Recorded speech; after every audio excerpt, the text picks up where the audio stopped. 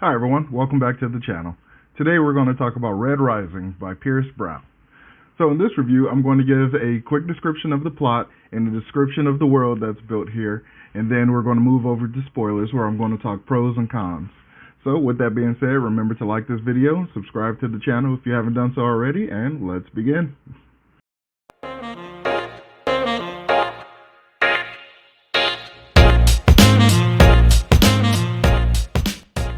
So, Red Rising takes place in a world, or in a galaxy rather, that's been completely colonized. It's our Milky Way galaxy, but the entire solar system has been colonized. All the moons and the worlds of the solar system. You know, everything except for the gas giants, obviously.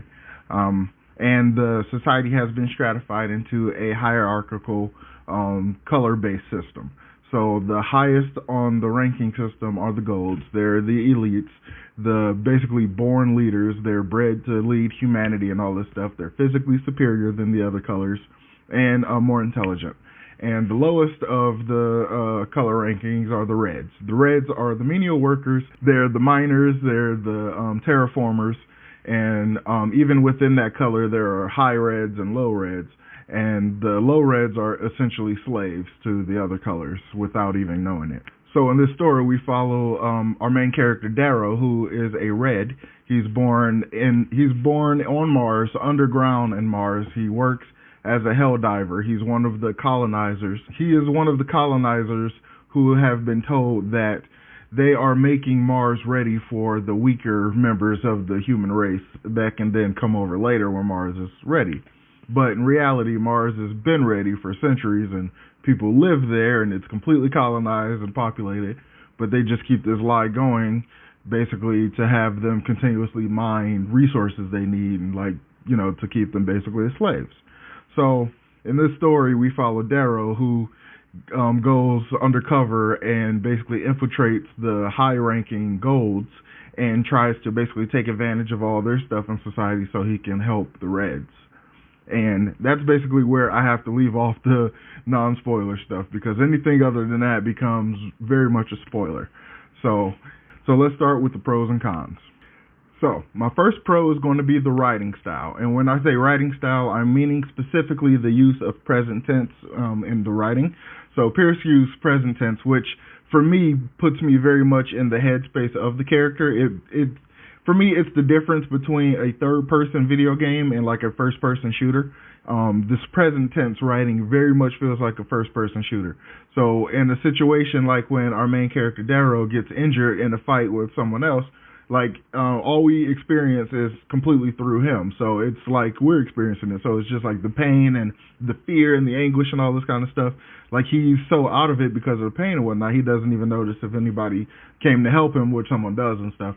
So he doesn't realize who it is and stuff, and we don't know. So it also helps build tension and stuff because we don't know who that was, and so it plays into the whole puts you in the mindset and the frame of the character a lot better than I would have expected. So I give Pierce a lot of credit for that. I don't have much experience with first-person writing, like this present tense kind of thing, but I think this was done really well, and I'd be really interested to read something else told in a similar way. So even though I really like the use of present tense, and I think it gives the story a lot of tension and all this stuff, and it kind of puts you in the seat of the character, there is a flip side to this. So the flip side to that pro will be my first con, and the flip side is the pacing. The pacing in this book is fairly inconsistent. In the beginning of the book, when Darrow finds out about, the Reds are slaves and stuff like that, and that the entire lie that all the Reds have been told and all this kind of stuff, and he becomes a part of the Sons of Ares, and they tell him they want him to be carved up to become a gold and all this stuff. All this stuff that happens in the setup is very fast paced. It feels like it's moving very fast, and it gave me at least the impression that the time frame for this entire mission was very short. He wasn't going to have a lot of time to do anything. So Then when we find out the mission is like years long, like they want him to be a proper red, like a proper gold, like an iron gold. They want him to be like the best of the best and stuff. So he's going to have to go through their entire schooling system. He's going to have to join like their pseudo military kind of not military thing. Like it's very Game of Thrones in the way the houses kind of have vassals and military people and all this kind of stuff. So it's basically, this plan is decades long at least. So every part of the plan is kind of slower than the setup. So by the time we get to the Institute, where they get in this situation where they're thrown into a ring, where it's kind of like Hunger Games, Game of Thrones kind of thing, there's 12 different houses and they all have to war to like get to the top. Like the last house remaining and the leader of that house is like the winner of the whole thing. So when we get to that location, it's basically a deserted planet, more or less. And it just slows down. The entire pace of everything completely slows down, and it feels like it's dragging. Like, it took me a minute to realize it, but when I did, I kind of got annoyed. I realized the entire book was just going to be this part of his journey, just him in the Institute fighting to try to, like, just in the Institute trying to fight to be the primus, as they call it, to be the top dog in this whole Institute situation.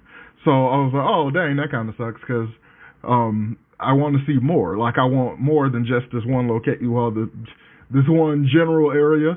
Like, I want it, because all these planets and moons are inhabited. So I'm like, let's go here, let's hop there, let's do all this kind of stuff. So that kind of disappointed me that we stayed in one area and then the pace really slowed down. So that's why that's got to be my first con. So pro number two. Pro number two is going to be the world building. Well, solar system building, I guess, because I really like the idea of a colonized solar system, the way humanity has moved to all these moons and like the habitable worlds and terraforming other worlds to make them, habitable and stuff. I really like that idea because I really hope that real life humanity goes in that direction. But it kind of sucks because there was so little of it. But I really like the work that Pierce did do in explaining it. Like, it feels very clear. And I also finished the first volume of the prequel, so I kind of already have a idea of how wide it gets. So this might be a holdover from that. But it's also very well described and explained in this story as well. So that's why it's my second pro. So I really do like the world building quite a lot. But the flip side to that is something I've already mentioned through, talking about the first pro and con, is the lack of that world building. I really wanted more of it. The fact that we stay in this one singular location kind of drags it down a little bit for me.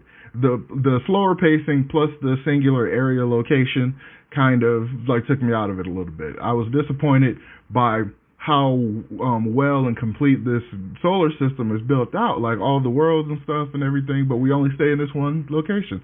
So I didn't care for it. I mean, I understand that we'll probably do a lot of moving in the next books, but for this first one, I didn't care for that much. So that's why that's con number two. So pro number three. Pro number three has to be the characters.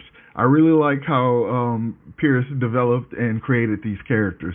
I really like Darrow as a character. He's an interesting, like he's kind of strong-willed, hard-headed, incredibly determined, and I like the whole aspect of him being a dancer. He's like so good that they thought like he had some prior training and stuff when they were trying to teach him stuff that the Golds know. He took to it so well that they were a little suspicious about it.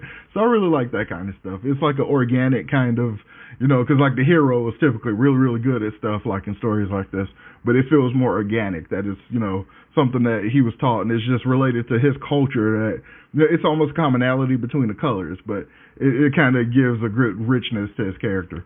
And apart from Darrow, my other favorite character, my probably total favorite character in the whole story so far, is Severo. Like when Severo shows up, I get so excited because of what, I read in the graphic novel. Like Severo is the son of Finchner and wow, I can't remember her name. That's terrible. Well, Severo is a half red, half gold, and he is just like his dad, Finchner. He's like acerbic and like snarky and like a smart ass and all this stuff. And when he went and got that wolf pack and then had the pelts on and like the whole warriors and then was doing all his guerrilla tactics and stuff, I was having so much fun. I thought that was so awesome. So Severo is definitely my favorite character in this story, and I can't wait to see more of him. But that brings me to the con. So the con of this is the fact that we didn't get much of him. Like, he was in it, he, did some good stuff, and he was a great shining beacon, but, like, I wanted more.